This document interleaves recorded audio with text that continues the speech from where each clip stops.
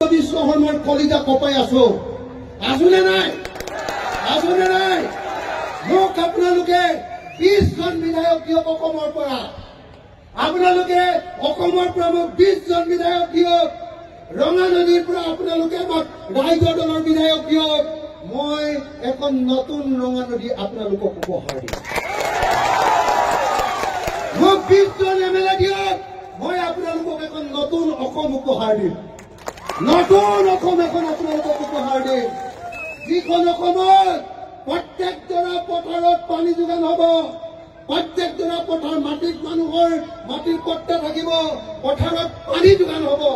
বছৰত 3 বাৰ খেতি কৰিব পাৰিব যি খেতি কৰিব তাৰ মাটিৰ খাজনা ফ্ৰী কৰি দিয়া হ'ব আৰু যি খেতি নকৰিব তাৰ মাটিত 5 গুণ খাজনা লগাই দিয়া হ'ব ভালমনে বেয়া হ'ব সকলো পথাৰতে আমাৰ চৰকাৰ বনাবলৈ দিয়ক অসমত এজন খেতিয়কে আজিকালি বছৰত এবাৰ খেতি কৰে আমি 3 বাৰ খেতি কৰাই দিম ভালমনে এতিয়া যাৰ ইনকাম 500 টকা তাৰ ইনকাম 1500 টকা হ'ব বুজিছেনে নাই সব অসমীয়া মানুহক ধনী কৰি দিম সবকে ধনী কৰি দিম হয়নে 2 নম্বৰ খেতিয়কে উৎপাদন কৰা সব বস্তুৰ দাম দিম এটা বিলাহীৰ দাম পায়